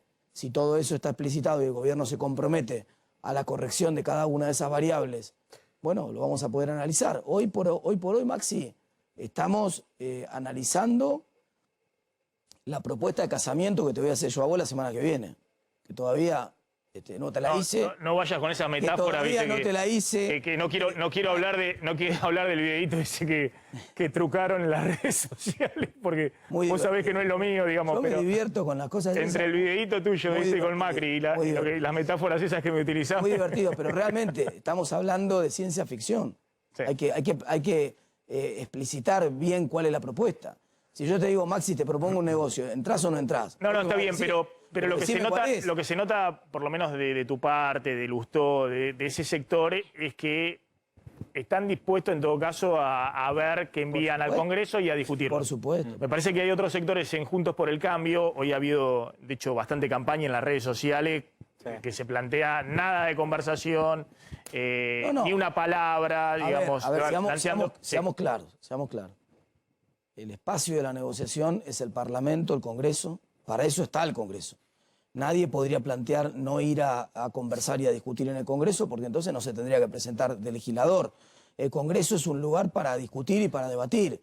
No se puede cerrar el debate en el Congreso. Distinto es la posibilidad de que alguien se ilusione con que vaya a existir alguna otra instancia de negociación por afuera de lo que institucionalmente establece la Constitución. Eso no va a ocurrir. Vamos, seamos claros. No es que nosotros nos vamos a sentar a espalda de la gente. Nadie sabe en el quién, Congreso, pero hay gente que no eligió. Pero ahí hay toda una discusión, que la hemos venido hablando también acá. Yo digo, ahí hay toda una influencia también fuerte de Milei y de Esper sobre un sector de Juntos por el Cambio. Lo que Milei o Esper más allá de los 5 diputados que tengan, también hay una influencia ideológica, si se quiere, de discusión política, que es interesante, digamos, que marca una línea que por ahí... Eso es teorema de Baglini. Lo que yo lo escuchaba recién al Caño acá. Sí. Es teorema de Baglini para darlo en la facultad. Como están lejos del poder, pueden decir cosas más. Claro. Puedo decir cualquier disparate. No tengo ninguna responsabilidad de gobierno, así que... Martín, más allá de... Bueno, vos decís, sí, estamos dispuestos a ver este proyecto, a analizarlo, el proyecto que contaba Maxi plurianual. Considerando el escenario político, lo que resta de tiempo también, de tiempo físico, ¿vos creés que hay alguna posibilidad que realmente Juntos por el Cambio pueda acompañar esta propuesta en diciembre y pueda tener los votos de Juntos por el Cambio, el gobierno? Hablando francamente, más allá de lo discursivo. Pero no necesariamente tiene que ser diciembre por múltiples razones. Eso plantea el gobierno, que lo quiere sacar. Bueno, pero el gobierno está en una posición de debilidad como para imponer la agenda. Me parece que ya, si sigue en piloto automático pensando que puede prepiar las sesiones, me parece que ese no es el camino. El Congreso puede reunirse en sesiones extraordinarias durante el verano. E inclusive el fondo puede darle un waiver a Argentina para si Argentina se compromete a que va a tratar el tema en el Congreso en marzo, digamos. Argentina no va a entrar en un default por un mes o por 2 meses de diferencia. Tendría seguramente un waiver del fondo de un par de meses para poder alcanzar el acuerdo, ¿no? No apuremos, no empecemos. El fondo ahí no te declara en default, te ponen a arrears, en demora. Que no venga el gobierno a querer prepiar tiempos, a querer apurar las cosas, porque no. Después de la paliza electoral que se acaban de comer el domingo, me parece que no están en posición de imponer absolutamente nada. Ahora, Martín, ¿considerás que más allá del tema formal del FMI, acá hay un problema grande de cómo anclas las expectativas y cómo haces para administrar la escasez de dólares del Banco Central cuando tenés desbandadas las expectativas de evaluación? Obviamente, Miguel Pelle, cuando ya le corren el arco a la primera semana de diciembre, ya está contando. Ahora vamos a hablar un poquito de lo que pasó hoy en el mercado cambiario. Si le llegan a correr para después de febrero el arco, se complica mucho más en el verano, en febrero, cuando cae la demanda de dinero, digamos. Acá el tema es cómo hace el gobierno en primer lugar y después el acompañamiento del resto de la dirigencia política para evitar otra crisis. Ya está, si el gobierno llega a enero con dólares y va a llegar con reservas en enero y no necesita hacer el desembolso grande del fondo y de los otros organismos en marzo, después empieza a entrar la cosecha, no va a tener problemas en conseguir un adelanto de dólares del sistema propio del sistema financiero para la cosecha, porque la cosecha está. No, yo no veo una explosión de ninguna manera. ¿Vos ves un escenario donde se puede estabilizar la brecha y se puede ir corriendo con el tipo de cambio oficial un poquito más rápido? La única no es una cuestión técnica la que va a hacer explotar la brecha ahora. Sí puede ser una cuestión política. Es decir, si el gobierno muestra racionalidad, si este proyecto que envía ahora Alberto es acompañado por todo el oficialismo, incluyendo el kirchnerismo, si el presupuesto es aprobado por el kirchnerismo, el presupuesto que mandó Guzmán o con alguna corrección, es aprobado por todo el kirchnerismo, me parece que se pincha la expectativa de que explote todo, digamos. Porque esa expectativa tiene que ver con lo que pasó después de la PASO. Los mercados lo que piensan es, esta gente después de la PASO la va a chocar de vuelta como la chocó después de la PASO, la va a chocar de vuelta después de las elecciones. Si la política se ordena, que no tiene que ver con nosotros, tiene que ver con el oficialismo. Si Vos en ese sentido ves como positivo el mensaje de Alberto Fernández enviar lo quiero ver y tratar de dar certidumbre con esto. Después hay que ver cómo sale eso de la discusión política. Yo hasta ahora no veo ni como positivo ni como negativo. No veo nada hasta ahora. Y el mercado tampoco. Lo que vas a conversar ahora dentro de un rato... No, hay un gran descreimiento. Por eso nadie ve nada. Nadie ve nada y yo la bola de cristal no la tengo tampoco. Entonces lo que va a pasar depende de cómo se muestre unido o no el oficialismo en las próximas 2 semanas. ¿Cuál sería, Martín, tu postura y la del bloque, digamos, en caso de que cuando el gobierno mande esta propuesta de acuerdo con el fondo al Congreso se incluye mayores impuestos, por ejemplo, a los grandes patrimonios, como se hizo el año pasado? Porque es una de las posibilidades. No hay ninguna posibilidad de que aprobemos más impuestos en Argentina. A nadie. Mirá, un gobierno que un presidente que una semana antes de las elecciones creía que estaba los salarios ganándole a la inflación, que creía que la Argentina se estaba recuperando la actividad económica y floreciendo en todos lados, que ahora cree que ganó las elecciones y que probablemente cree que Daniel Filmus es el jefe de gobierno de la ciudad de Buenos Aires. Digamos, no me sorprende que también crea que puede aumentar impuestos, pero realmente no hay lugar en Argentina posible para aumentar ningún impuesto. Basta de aumentar impuestos en Argentina. A ver, acá la discusión, la pregunta es si el gobierno involucra a la oposición en lo que... No, pero no en eso, digamos, porque el gobierno puede ser que ponga ahí algo para su propia tropa, alguna cuestión de ese tipo de impuestos para tratar de encontrar algún tipo de aliciente dentro del bloque del kirchnerismo. Acá el problema que tiene el gobierno es cómo hace para salir, por ejemplo, del congelamiento de tarifas públicas y de la cuenta de más de 1 billón de pesos de subsidio este año, que el propio Guzmán envió al Congreso en el presupuesto 2022 y se lo cajoneó el kirchnerismo. Exactamente. Le dijo, vos por este lado no pasa. Exactamente. ¿Y ustedes con eso? Nosotros no gobernamos, lo tienen que corregir ellos. Si los que generaron el atraso fueron ellos. Nosotros pagamos un costo político. No, porque hay costo político. Obviamente subir tarifas tiene un costo político. Nosotros pagamos un costo político formidable para corregir la tarifa en Argentina. Dejamos el 80% del problema resuelto. Tarifas que estaban atrasadas, la gente pagaba el 15% de lo que consumía y el subsidio era el 85% restante. Quedó, después que terminó el gobierno de Macri, 80% tarifa, 20% subsidio. Si el gobierno, otra vez para ganar las elecciones, que no le alcanzó encima, todo el plan platita, atrasa la tarifa de vuelta, ¿qué? ¿Ahora nos va a llamar a nosotros para corregirla? No, pero está bien. Está claro que el gobierno, cuando quiere coparticipar al Congreso y a la oposición en las metas de reducción del déficit fiscal para el año que viene, lo que quiere es que firmen todos al pie de... al pie de página el recorte de subsidio y el aumento de tarifa. Quiere participar el costo político. Si vos para impresionar a tu pareja cuando salís a comer pedís un Don Periñón, págatelo vos. Lo único que falta es que se le pida que te la pague la mesa al lado. Te hago la última. ¿Cómo ves esto que ocurrió con el Banco Central el día de hoy? Que después de gastar 2.700 millones de dólares en la brecha cambiaria desde octubre del año pasado, interviniendo fuerte en el contado con liquidación y en el dólar MEP, hoy dejó correr el dólar MEP. Era un dólar donde el Banco Central venía poniéndole un techo hace 3 meses en 170, después en 180, y hoy lo dejó correr a 200, es decir, lo liberó. Se terminó la brecha de la brecha. Ahora hay un dólar financiero que se puede dolarizar a alguien que tiene depósito en peso, quiere comprar ese dólar, lo puede hacer perfectamente con un límite de 15.000 dólares semanales a 200 pesos.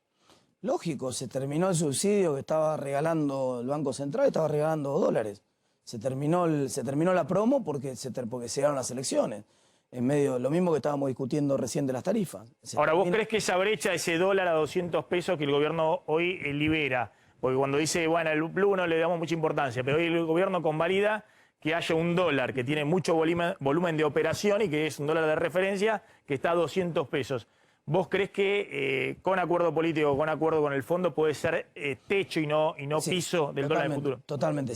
Con acuerdo político o con acuerdo del propio gobierno, no de nosotros, con acuerdo del propio gobierno. Si esto está maduro, la interna política de ellos, no explota la interna de vuelta dentro de 15 días, y el oficialismo, el kirchnerismo, acompaña el presupuesto de Guzmán y acompaña la propuesta del fondo y está dispuesta a votar la propuesta del fondo, 200 es carísimo. Martín, gracias, como siempre, un gusto. Va a ser interesante el Congreso y las discusiones que se van a dar ahí dentro del Congreso con los nuevos integrantes. Vamos a una tanda, cuando volvamos vamos a hablar de lo que está pasando con las paritarias. Hay gremios que ya quieren reabrir las paritarias después de que se reabrieron ahora a mediados de año. Y también vamos a hablar un poquito de esto que decíamos, la plaza de mañana. Quiénes van a estar y quiénes no en la plaza de mañana, la plaza del festejo. La plaza del festejo de Alberto Fernández mañana en Plaza de Mayo. Vamos a la tanda, ya volvemos.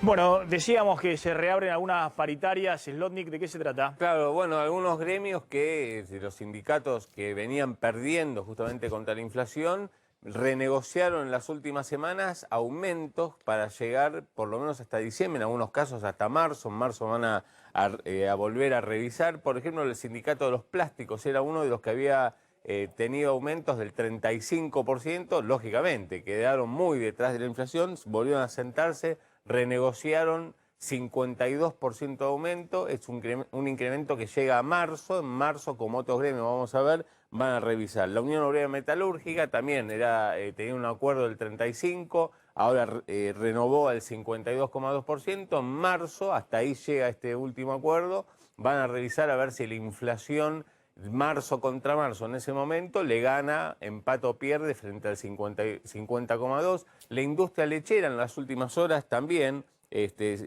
tuvo un incremento de un acuerdo del 50% con renovación y revisión en marzo. Las entidades deportivas, el 47,2%, también era una de las que había justamente tenido acuerdos del 35%. Y frente a esta movida que han logrado, estamos hablando de las últimas 2 semanas, estos gremios, estos nuevos acuerdos, hay una especie de fila de sindicatos tratando de que antes de fin de año renovar justamente y tener una actualización de las últimas paritarias que habían arrancado el año en 29%, después se fueron en promedio al 35%, después al 45%, y lo que estamos viendo es, bueno, que van más cerca o superando el 50%. Pasemos a la próxima placa para ver quiénes están en lista de espera. Y bueno, los aceiteros es un caso de uno de los mejores sindicatos, los mejores acuerdos que hay en el gremio de todos los trabajadores, siempre son los aceiteros. En este caso, 48,5 lo deja evidentemente por detrás y por eso están presionando para tener un nuevo acuerdo. Los bancarios, el 45,1%, acá se va a ver si es reapertura e incremento en la paritaria o algún bono adicional. De hecho, en algunos bancos públicos estuvieron dando bonos adicionales. Y por último, los camioneros, que hace un par de meses, 2 o 3 meses, habían arreglado 45%, también están pidiendo justamente tener una revisión para dejarlo más cerca o arriba incluso del 50%. Vamos a ver si mañana hablamos con Luis Juez. Se me pasó en medio del fragor del programa, pero impresionante la elección de Juez en Córdoba. Ahí podemos ver los números. Sacó 54% de los votos en Córdoba, casi 1 millón de votos en Córdoba. Y ahí está amenazado también el peronismo de Schiaretti. El cordobesismo. El cordobesismo. Por primera vez, por supuesto que las elecciones, cuando tienen características provinciales en Córdoba, cambian mucho en su formato y en su competencia, ¿no? Pero por primera vez me parece que el cordobesismo ve amenazadas sus chances electorales. ¿Cuánto tendrá que ver esto la falta de un candidato como De la Sota, ¿no? Que bueno, era clave y estratégico en ese espacio y hoy ya no está? Pero hay un crecimiento sin duda de Sí, pero también ha construido fuerte en base al enfrentamiento con el gobierno nacional, también Juez, ¿no? Sí. Ha construido, la verdad que Vamos a ver si podemos hablar mañana con él. Contame el acto de mañana. No sé si está la frase esta de Gabriela Cerruti. Podríamos decir que en la provincia de Buenos Aires hubo empate. Sí. Y contame a partir de eso el acto de mañana. Bueno, el acto, igual es justo decir que estaba programado desde antes del domingo, Maxi, ¿no? Sí, lo que dijimos, era un acto claro. para bancar a Alberto Fernández si salía peor que en las PASO la elección, frente al embate. ¿Se acuerdan cuando el Chino Navarro del Movimiento Evita quiso hacer un acto en Plaza de Mayo Sí, para al otro bancar día. después de las PASO, bancarlo a Alberto Fernández, cuando le renunciaron todos los ministros que respondían a Cristina? Bueno, después Alberto Fernández desactiva eso y se arma para después en el día de la militancia, para después de la elección del domingo, esto por las dudas. Claro. ¿Por la duda de qué?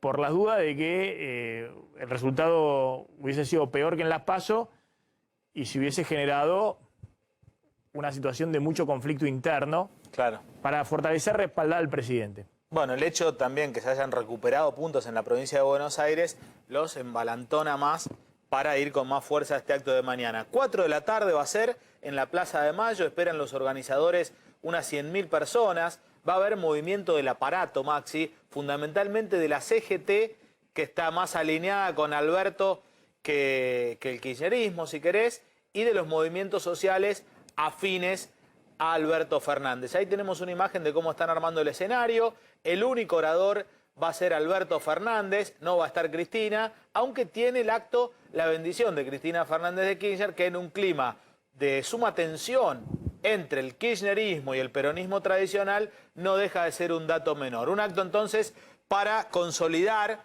o para darle apoyo, más que consolidar, te diría, para apuntalar al presidente Alberto Fernández. Yo te digo, no termino de... a mí me parece que de cara a la sociedad está exhausta con el tema de la campaña electoral, primero la PASO, después la elección general, ¿no? Está bien, el presidente necesita consolidar su frente interno, digamos, pero de cara al resto de la sociedad es insólito que a 3 días de una elección, donde encima, insisto, ¿no? Los números son categóricos respecto a cuál fue el mensaje, vos estés haciendo un acto. Pero bueno, evidentemente están pensando en cómo arman el acto interno. Lo que hacen los políticos después de una elección. No, estamos desde las 8 de la mañana laborando, gestionando, estamos resolviendo los problemas y acá hay algunos problemitas por delante, ¿no? Qué sé yo, no Pero sé. fíjate algo, Me parece que mañana les va a convenir hacer la transmisión en circuito cerrado, digamos, para los votantes propios, porque para el resto de la sociedad queda una imagen un tanto descontextuada, ¿no? Pero fíjate algo, Maxi, sí, por supuesto, lo del acto queda aparte, pero ¿qué es lo primero que dice Martín Tetaz apenas se sienta acá? Bueno, primero que arreglen Entre ellos. internamente. Entonces, esto es parte de la terapia interna que está haciendo el Y aparte, el Frente insisto, Todo. en el peronismo, digamos, hay un folclore con los actos, con las movilizaciones, que a veces desde el mundo no peronista son más difíciles de entender, pero que forman parte del ritual. Y el punto no es menor, porque vamos a un acuerdo con el fondo, un acuerdo que se va a discutir en el Congreso, pero que tiene un costo político para un sector del oficialismo, fundamentalmente para Cristina. Y lo sumo rápidamente, Carlos, al lanzamiento que hizo este espacio de Vudú, Mariotto y Alicia Castro. Sí. Un espacio donde marca una línea muy dura también, obviamente, en contra de la política económica de Guzmán, la negociación con el fondo. Y fíjense lo que plantean respecto a la política exterior. Esto pasó desapercibido en los principales medios, porque se quedaron todos los medios con la idea de que la Argentina se abstenía en la votación de condena a Nicaragua, pero la Argentina no se abstuvo. La Argentina finalmente terminó alineándose en la OEA, condenando junto con Estados Unidos la elección fraudulenta de Nicaragua. Así es, y esta representante dentro de este espacio, ahí te voy a contar de qué se trata, que es Alicia Castro, salió con los tapones de punta. El gobierno acaba de votar el no reconocimiento de las elecciones en Nicaragua, dijo Castro, que es la misma matriz que utilizó Almagro para realizar el golpe de Estado en Bolivia. Recordemos, Almagro es el titular de la OEA, la Organización de los Estados Americanos, enfrentado con el gobierno, o el gobierno enfrentado con Almagro. Te decía, este espacio que integran Alicia Castro, Amado Vudú, el exministro de Economía y ex vicepresidente, lo integra también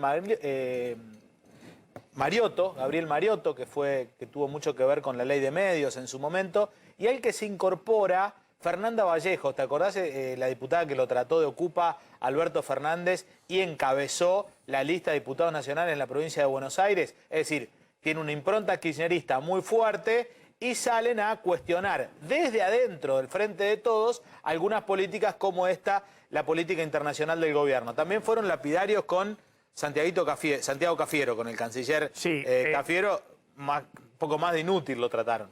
Atención con esto, digamos, pues son los movimientos previos